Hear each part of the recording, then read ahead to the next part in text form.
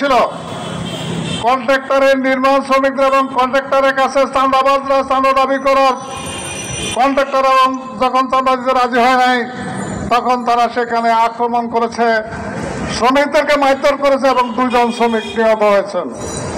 Contractor সহ অনেকেই আজকে হসপিটালে আছেন। পাশে মন্দিরটিতে আগুন লাগিয়ে যখন 2 জন শ্রমিক মারা গেল তখন চেষ্টা করা হয়েছিল যে মন্দিরে আগুন লাগাইতে শ্রমিকরা গিয়েছিল, সেই জন্য এই শ্রমিক নিহত হয়েছে। মিথ্যা, সাধারণ নাটক, সাম্প্রদায়িক দাঙ্গা লাগানোর জন্য এই অবস্থা সৃষ্টি করেছেন। আমি জাতীয় সমাজতান্ত্রিক শ্রমিক জোটের পক্ষ থেকে সুষ্ঠু তদন্ত দাবি করছি এবং সাথে সাথে অনতিবিলম্বে যাতে যারা হত্যালি করেছেন তাদেরকে গ্রেপ্তার করা হয়। সাথে বন্ধুরা, শুধু ফরিদপুরের ঘটনা নয়, শ্রমিকদেরকে মজুরি কমিশনের আন্দোলন করতে গিয়ে 5 জন শ্রমিককে গুলি করে হত্যা করা হয়েছিল। আজও পর্যন্ত তদন্ত হয় নাই, বিচার হয় নাই।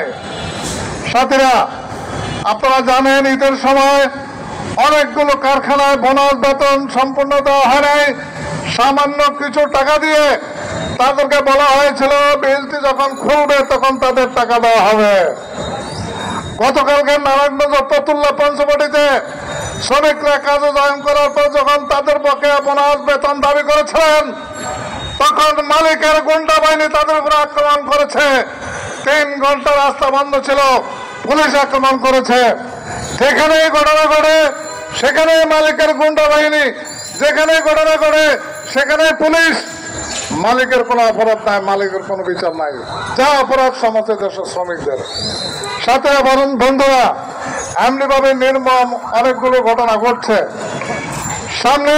আপনারা জানেন এখন কৃষি মৌসুম, কৃষকের ঘরে বড় দান দুঃখের সহিত বলতে হয়। শুধু এবারে নয়, প্রত্যেক বছরই দেখা গেছে যে যখন মৌসুম আসে তখন সিন্ডিকেট করে সরকার আড়তদার মজুরি দাবি করব সরকারকে যত তাড়াতাড়ি সম্ভব। কৃষকের ঘরে এখন ধান আছে, আপনারা ধান কেনার চেষ্টা করবেন, ধান কেনা শুরু করুন। সাথীরা, বন্ধুরা, আরেকটি কথা না বললেই নয়। মাননীয় প্রধানমন্ত্রী আপনি বলেছেন রাজনৈতিক কোনো মামলা নাই, বিরোধী দলের যে মামলাগুলো আছে সব বিরোধী দলের নেতা করবে চোর ডাকাত সন্ত্রাসী, সেজন্য